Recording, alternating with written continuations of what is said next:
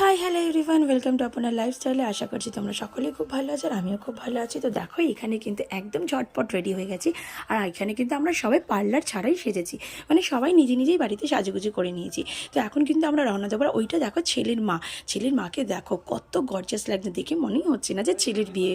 তো দেখো এখানে আমার বরমশাইকে তৈরি করে দিয়েছি। কেমন লাগছে আমার বরমশাইকে তোমরা কিন্তু অবশ্যই একটা লাইক কমেন্ট করে দেবে।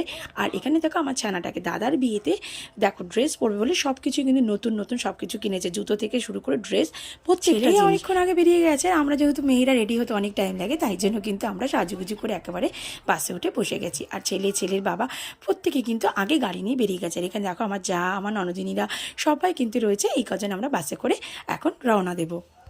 বেশ কয়েকজনের জন্য অপেক্ষা করা হচ্ছিল, তারা আসলেই কিন্তু বাসটা ছেড়ে দেবে। ওইখানে দেখো আমার পুচকি মেয়েটা কিন্তু কি সুন্দর বেনারসি পড়েছে। দাদার বিয়েতে সবাই সাজুগুজু করবো বলে আমরা প্রত্যেকটা জিনিসই সব কিছুই নতুন কিনেছিলাম, খুবই মজা করেছিলাম। আর এখানে দেখো ফাইনালি কিন্তু আমরা গল্প করতে করতে পৌঁছলাম নতুন কনের বাড়িতে। তো চলো ভেতরে ঢুকে দেখা যাক নতুন কনের সাজসজ্জা। তো চলো ফাইনালি কিন্তু আমরা গল্প করতে করতে ভেতরে চলে গেলাম। আর ওইখানে দেখো নতুন কনেকে কিন্তু আজকে সবাই ঘিরে দাঁড়িয়ে রয়েছে, কারণ আজকে নর্মাল মানুষরাও কিন্তু ক্যামেরাম্যান হয়ে যাব।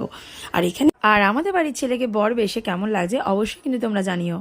দেরি না করে দুই ভাইয়ের কিন্তু টুক করে ছবি তুলে নিলাম। ছোটো বাবুকে কিন্তু কম যায় না, একটা শুধু মেয়ে পাওয়ার অপেক্ষায়। আর ওখানে দেখো ফটো তোলাতুলি শেষ হলেই চলে আসলাম কিন্তু খাওয়ারের জায়গাতে, কারণ ওখানে কিন্তু অনেক স্ন্যাক্স ছিল। তো সন্ধ্যাবেলা শেষ করো বন্ধুরা, গলাতে এত ব্যথা তবুও আমি ভয়েসটা দিচ্ছি, কারণ অনেক দিন থেকে কিন্তু এই ভিডিওটা তোমাদের জন্য আমি রেকর্ড করে রেখে দিয়েছিলাম যে কবে তোমাদের সঙ্গে আমি শেয়ার করবো। আর খাওয়ারের দিক থেকে দেখো তোমাদেরকে প্রচুর খাওয়ারের আইটেম ছিল, তো যেটা খেয়ে শেষ করতে পারছিলাম। তো চলো বিয়েটা দেখা যাক।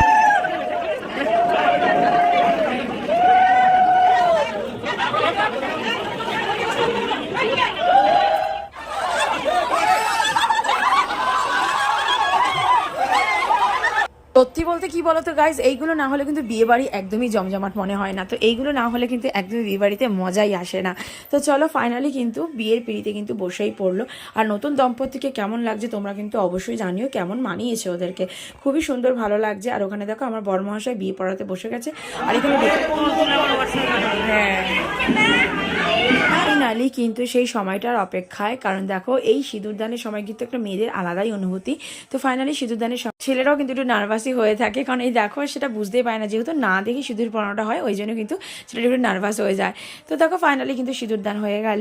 তো সত্যি খুব ভালোভাবে ওদের বিয়েটা হয়েছে, খুব আনন্দ করেছি। যেহেতু অনেক দিন ধরে ভাবছি তোমাদের সঙ্গে ভিডিওটা শেয়ার করে উঠতে পারছিলাম না। তো প্রচুর আরও বিয়ে বাড়ির ভিডিও কিন্তু